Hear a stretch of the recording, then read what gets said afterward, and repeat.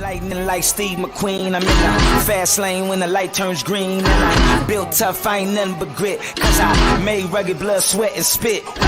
Yeah, like a horse I fly. Better push yourself in for a bumpy ride. I like to play hard, but I work harder. And I weather the storm cause I'm built stronger. What is up, ladies and gentlemen? We are back. We are live. It is the Freight Coach Morning Show, the top morning show in transportation, coming to you guys every single weekday, 8:30 a.m. Pacific, 10:30 Central, to break down some industry headlines, and most importantly, provide some actual insight into what you can do with all of this information. I got a guest today, and I want to bring him up right away so I can save the rest of the intro. You all know what to do. I know you guys are going to get value in this today, so if you do, subscribe and share the show, you guys. But with that being said, I got a good friend of mine who's going to come on here, you guys. He's an enterprise shipper. This is in no way, shape, or form an invitation for you guys to bombard him with anything in his DMs or anything like that, you guys. He has graciously taken time out of his busy schedule to sit down and talk about the sales process and everything. So with that being said, got my man Paul back on. Paul, what's going on, brother? Hey, good, man. Good to see you. How you doing? I'm doing well, Paul. I'm, right. Like I was saying before we got on, this is one of our busiest weeks that we've had, and we're going out there and making it happen, man, one day at a time. It's great to hear when you can do it in this market, you can do it in any market. So, dude, that's the goal, right, Paul, is sustainability long-term and, just trying to do right by our customers, no matter what. One of the things that I say is good, bad, or indifferent. I'm going to let you know what's going on. And, because one of the biggest things that I've ever heard from any of my customers or any of my friends that are shippers have the resounding responses is, don't take our ability to do our job away from us. And, I think, like with everybody, you don't really think about how it affects the other people per se. You mainly think about how it affects you in the moment. And I think like a mindset shift like that is really crucial.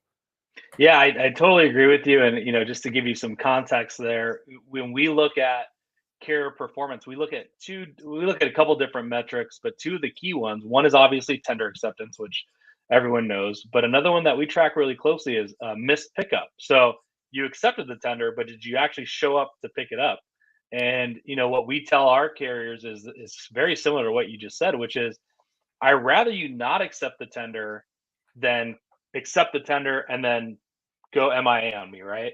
Give me the chance. If you can't cover the shipment, give me the chance to cover it with somebody else. And so that's something that we talk over and over again with our carriers, and I couldn't agree with you more. Yeah, I just, I've had a conversation just this week with a customer of mine, because we're doing a bunch of loads for them in Georgia, and they called us and they're like, "Hey, we got like 14 more. Can you take them?" And the sales rep in me wanted to instantly be like, yes, send them over. But I'm also like, I had to take a pause, and I'm like, hey, I don't feel comfortable taking this on right now, because like this is a newer customer and I want to dominate the ones that we have. And I feel like putting anything more on us right now would probably be detrimental to them. So I just told them, I'm like, hey, we can't do these. If anything changes, we'll let you know. And the literal response was, thank you so much for your honesty. We appreciate it. Yeah. I'm sure that was very painful for you as a sales guy to say no, right?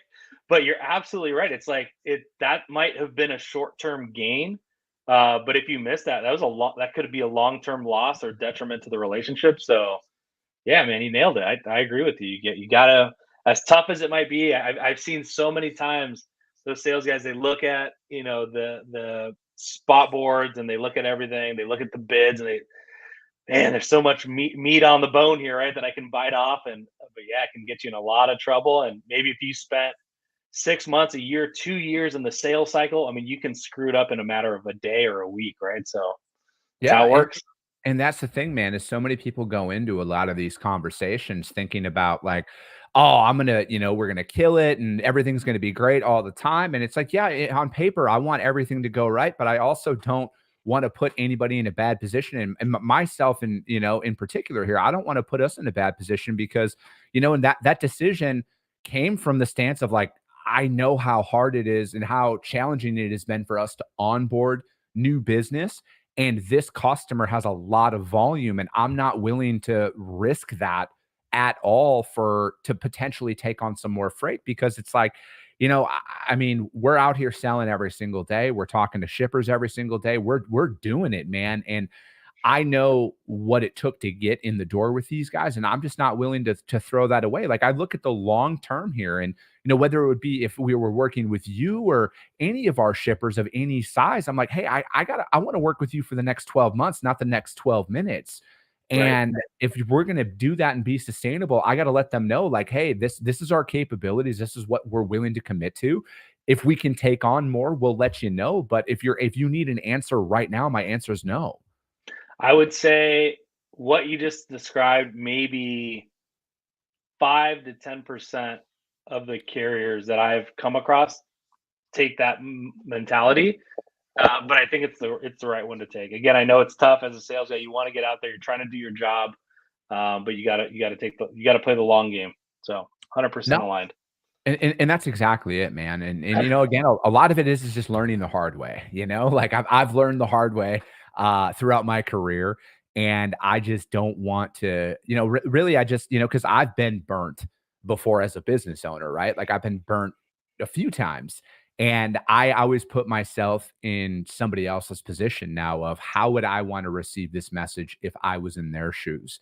I think you look at things a lot differently. You don't have to own a business to look at things differently, but at least from my perspective, it has since shifted since I'm in this position now. And I'm like, dude, I don't like being lied to. I don't want to lie to anybody. Yep. Agreed. Dude, I just look at it like this, Paul. It's like I would rather lose a customer for telling the truth than keep one on a lie. That's my honest opinion at this point in my life. No doubt. I got 100% aligned.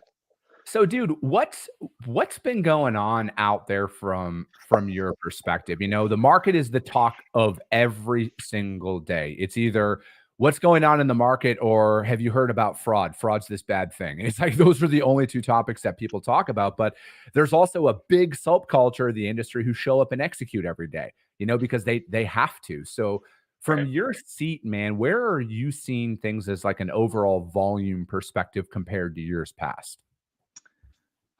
I mean, for us, volume is the same, so that's not really the issue. But I will just touch on what you said at the very beginning, which is, we're just coming off our spring QBRs, all of our quarterly business reviews. So I've probably sat down with 15 carriers in the last 3 to 4 weeks, anything from C-suites to managers to pricing people to, just dozens of people, right? So really good time for me to give a pulse based on all these different perspectives that I'm hearing. And, you meet with some of these carriers and C-suites of some, multi-billion-dollar companies, and, you ask that question just like everybody's asking it. And you figure that they have some insights or something or some tidbit that's maybe different than what everybody else is hearing. They don't, right? Or at least they're not sharing that, right? It's all the same stuff that everybody's hearing. And so without, at the sake of being redundant, rehashing that, the exact same message. I think I don't know if everybody's reading the same material or what the deal is, but everybody's basically saying the exact same thing, which is we don't know what's going to happen. It looks like it's going to be soft. And so at some point, you almost kind of, you don't know what to do because it's just you keep hearing the same thing. And so that is what we're hearing. That being said, we are looking at the Southeast market right now in particular has been a hot zone for us. And you look at some of those third-party indices, and it suggests the same thing. And I haven't seen that level of tightening in at least two years, maybe more. So we're keeping a very close eye on the Southeast because that could be an early indication of what's going to happen to the broader market. It could also, completely die off after produce season. We don't know, but that has been the first thing I would say in the last 18 to 24 months where I'm like, oh, we better keep a close eye on what's happening here because it definitely feels different than what we've been experiencing, more recently. Yeah, I would. My initial instinct is to attribute it to the produce market, right? And the produce shipping out of, Florida and everything else, and it's going to eventually migrate its way up the coast there into the Carolinas and stuff. I think that's one of the overlooked things that people forgot about is the seasonality of when a produce comes out and every single reefer trailer is booked up in that entire region. And that, because like that affects capacity due to the fact that if your product in particular can go dry van or reefer, now you just have dry vans and that's it. Because all the reefers are gone and that are out there. And then there's even produce that can ship on dry vans, vented vans and everything else. So that opens up that capacity and people are paying a lot of money to get their produce shipments out.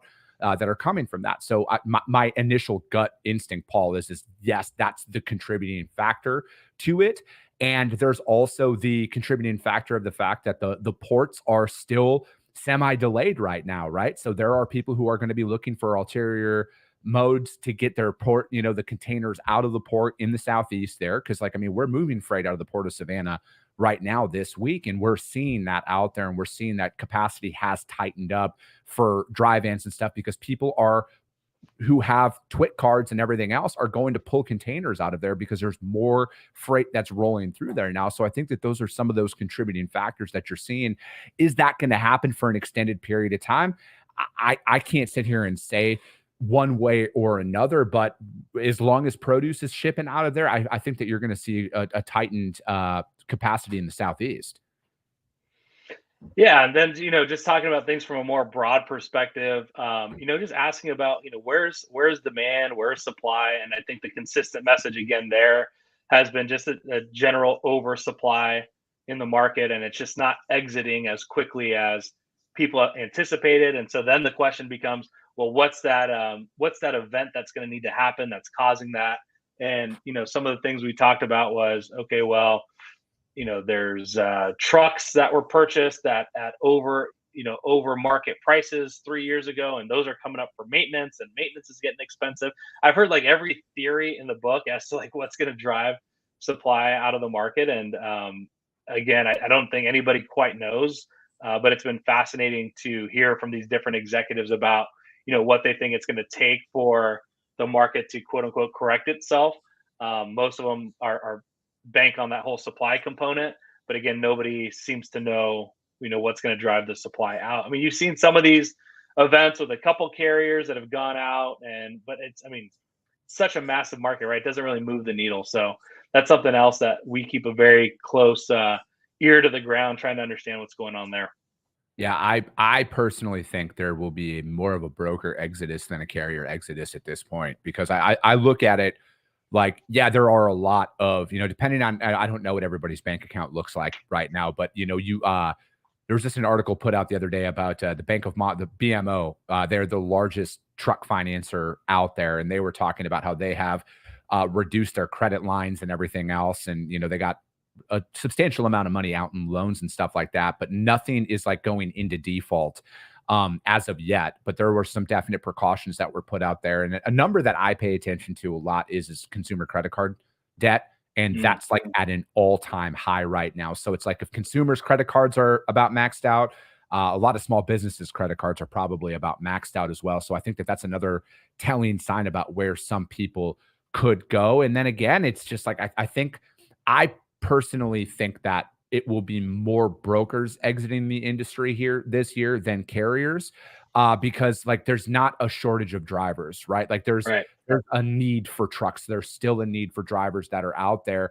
And I think like naturally what will happen. So obviously you guys don't just work with one provider. So I think if one of your brokers goes under, all of the trucks that were hauling your freight for that broker will just bump to the next one.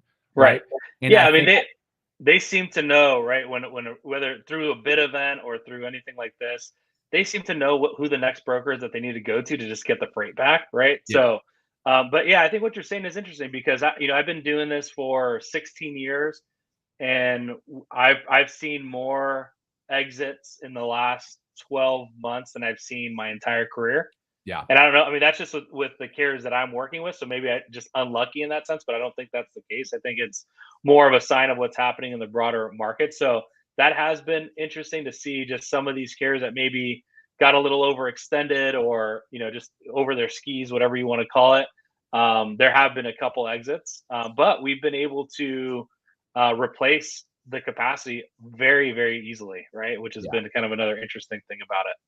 And that's, because to me, I think like, I've been talking about this here recently with a lot of people, but I think it's what we're honestly seeing a lot of is it's the Pareto principle 101, man. 80% of most companies' revenue is by 20% of their business. I've talked to a substantial amount of people in the finance sector of it, and it's more like 90 to 95% of their revenue is tied to like one customer, right? So it's like, if you're going through bids and everything else and they're losing volume because they're failing to adjust their pricing, or, they're failing on their customers' freight, and then the customer just removes them from lanes, I think that is what is going to drive a lot of it. Because, the reality is, man, I've been trying to put this out there to people a lot. Like, when this market shifts and carriers start to raise their rates, customers aren't going to raise their rates immediately, right? It's going to be, customers are going to hold firm at 2,000, and now you're going to go from paying that carrier 1,700 to 1,900 on that load.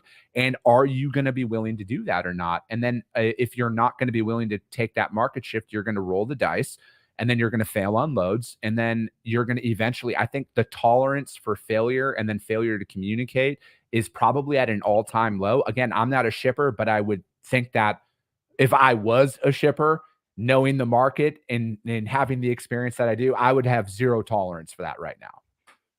Chris, you're a wise man. You're saying all the right things. So for all your listeners, guys, he's got it down. Everything he's saying is gospel over here. Yeah, well, dude, I just I mean, I did go to public school, so I try and preface that a lot, but no, I just I talk to a lot of people, I talk to a lot of people from different sides of the industry on this show.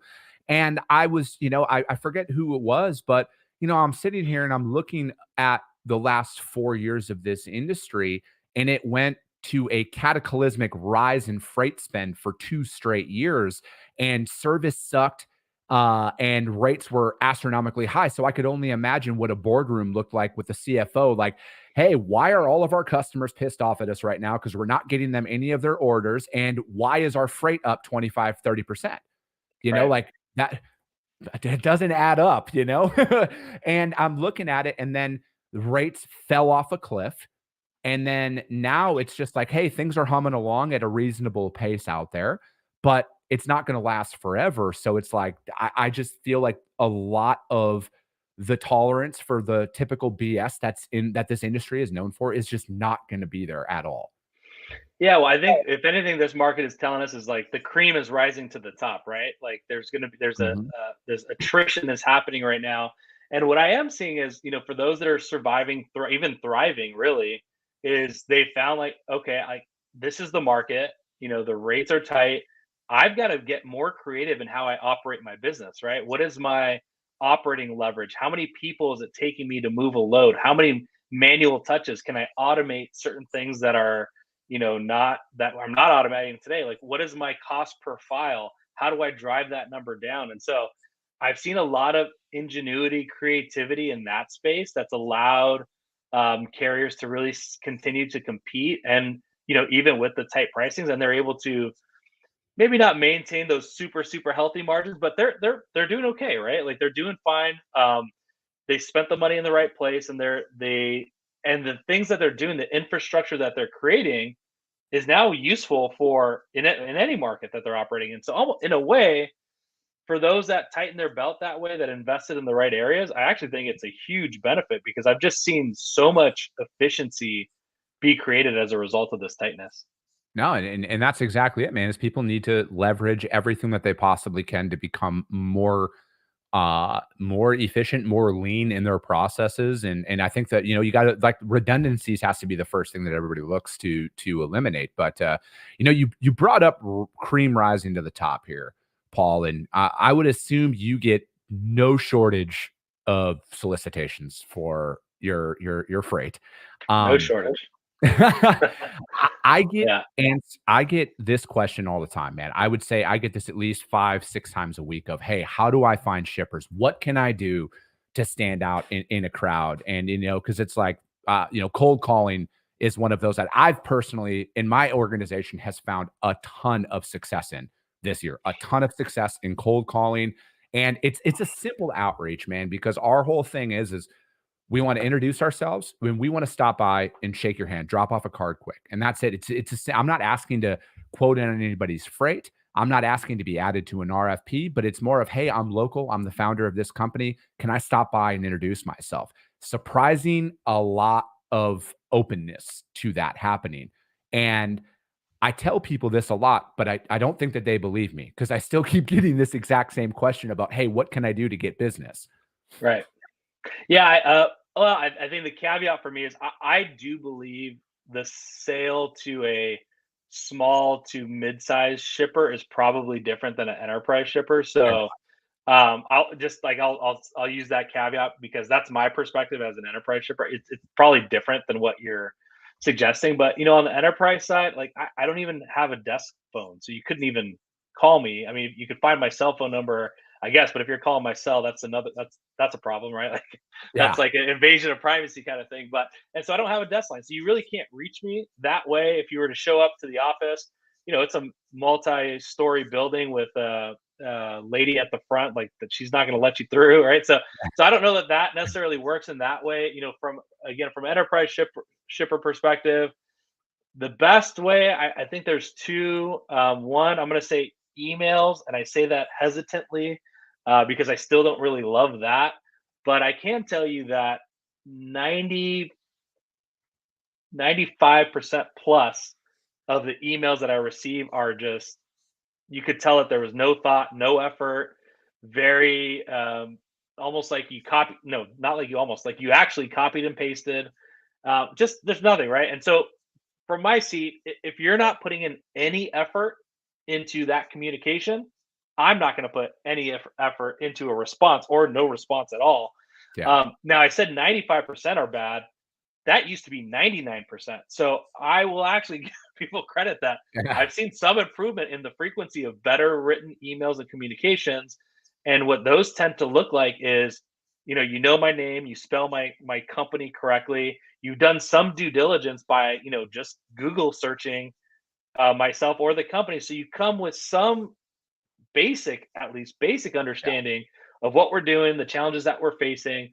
That still may not get you a response, but it at least gets a notice. So that's one. I don't know if you want to touch on that, but I can talk about Yeah. the second one when you're ready. I think like I just look at it like this, Paul, because my whole approach is, and I say this because this has happened to me. I think that when you reach out to somebody, I think that there's two folders. There's a block folder and never reply to them ever again folder, and then there's a hey, if we need you folder. I'm saying that because like I've reached out to people sometimes 8, 9, 10 times, and then I'll get a random response 2 weeks later that's like, hey, listen, we're good right now. Reach out to us in 6 months. They're specific about when, and that's why I'm kind of like, hey, they might not be responding, but I know that if I haven't, in today's day and age, if I haven't been blocked or told remove me from your list, the optimist in me is like, hey, I'm still in the running at some point. Yeah, it's funny the way you describe that. Yeah, I think so. I think if you're gonna respond again, I see that a lot too, right? Where it's just repetitive. It might be every day, it might be every week, but then that's typically like, hey, bouncing this up to the top of your inbox, right? There's not. It's not like the next communication is adding anything different. There's no Yeah. different approach. It's really just like, you might have missed that last email, so here's another one, right? So if you're going to do that, and that's fine, you're right, persistence certainly can work, but if you're going to do that, then be a little creative with it. Don't just say those things like I just said, right? Like add another layer, another tidbit that say, okay, well, the first couple bullets that I mentioned didn't really work, so let me throw one more and see if that moves the needle. You know what I mean? Yeah. And that's exactly it. Like, it's not the exact same outreach. It's a different, I have a Right. whole formula that I follow. Email 1, 2, 3, 4, 5, 6, 7, 8, 9. It's like adding different features every single time. It's not a repetitive email every day. And my cadence, honestly, Paul, is like every 2.5 to 3 weeks is when I will reach out to somebody if they haven't responded to me at all. Sounds about right. Yeah, I think every day is way too. Yeah, I would say Oh, every day, every week, even every week is too excessive, to be honest. yeah. So I think you're right. You're right on. Maybe something around a month. Yeah. Might get And because shippers environments or what they're dealing with in that moment usually doesn't change that much from week to week. So you correct. kind of give it time to play itself out a little bit. Yeah, and that's my whole thing, man, is I don't wanna be annoying, all right? I don't wanna be annoying.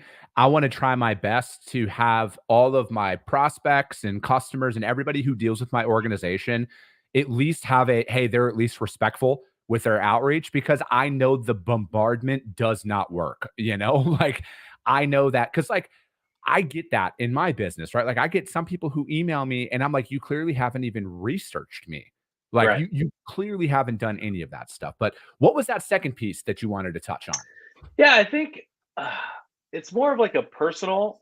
You think about I want to do business with people that I like, that I get along with, that I respect, that add value to what I'm doing. And so, there's been several instances where, you can go to a trade show or a conference and, sometimes people call those like a meat market, right? It's like, hey, I'm trying to get in front of so and so. And that there is a degree of that, but there's a way I think to approach that where you just make an intro and it's a very soft intro, right? Like you don't go in there in their face saying like, hey, I'm so and so, how can I get your business? It's literally just like, I'm so and so. Nice to meet you. There's no sell, right, at all. It's just now you know who my face is. You can put a name, a face to the name, and now we've established a connection. Yep. And these things, it could take months, a year, maybe longer.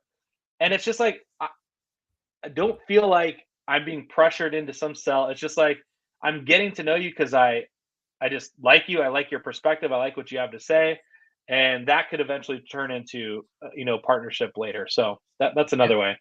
No, and I'm right there with you, man. Is again, it's the soft sale approach is really what it is, and and that's what we're really rolling out with a lot of the people that we talk to. Is more of, hey, I just want you to think of us when you need us. I know how the market is. I know you guys don't have a shortage of anything right now, but I've been doing this long enough to know that it's not always going to remain this way. And I want you to know that you have somebody that's quality in your backyard if you need us. And that's like the extent of it. And and when we're going out there and meeting with people, it's not a, hey, give me your email address and then I tell you I have trucks every single week. It's just more of, information on the industry, right? Like the beauty of all of the research that I do for my shows is if I see any article that's interesting about the industry, I'm like, hey, I saw this, thought of you. Have a great Yeah. day. No question, no, give me your freight or anything like that. Yeah, 100%.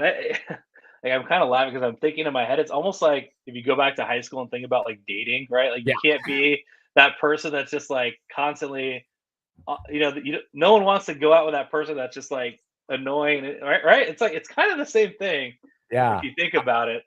So yeah, channel I'm your not inner high schooler and I go was from just there. gonna say, I'm not gonna show up at your front door playing a guitar, singing Yeah, your love ex- song. exactly, man. But that's kind of what it feels like. You know what I mean? Like so if you're gonna do something, like, take a step back. We're laughing about it, but literally take that perspective when you're sending a communication and think about it from that way, and you'll probably either cringe at yourself or say, "Oh, I better rework this a little bit." Yeah, and I tell people all the time, sales is a lot like dating, and unless you got married, after the first date, like, take everything what I'm about to say and do not pay attention to it. But it's like, you didn't ask them to get married after the first date. It takes a while to get to know somebody, to court them and everything else, and Paul, maybe it's just because in today's day and age, you can fire up, an app now and be like, "Yo, you wanna hang out?" And then, like, you Yeah, just it's the instant result culture that we live in, I think, is what really is the big driver behind a lot of that stuff. I think you're spot on, Oh, man. 100%. Well, dude, I wanna be mindful of your time, Paul, because I know you got a bunch of stuff going on. We're almost at the top of the hour. I really appreciate you sitting down with us today and just kinda shooting the shit, man, and getting caught up. So thank you so much. It's great to see you. Let's talk anytime. Loved it. Always enjoy the conversation.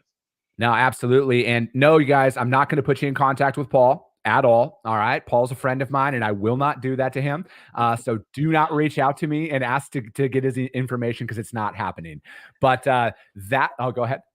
No, I was just say, just Oh, listen to Chris, guys. The guy's spitting the truth. He's spot on. I mean, literally everything he's saying. So you don't need me. He's telling you all the things that I would tell you anyway. So love it. well, Loved it. I appreciate that, man, Paul. It means a lot. And, I appreciate that, you guys. But we'll be back on Monday. All right. 8:30 a.m. Pacific, 10:30 Central. As always, if you guys got value in what you heard, subscribe to the show, you guys. Share it out there to your network because if you see value, your network's going to see value as well. I appreciate you guys. I love you guys. And we'll be talking to you soon. I don't have any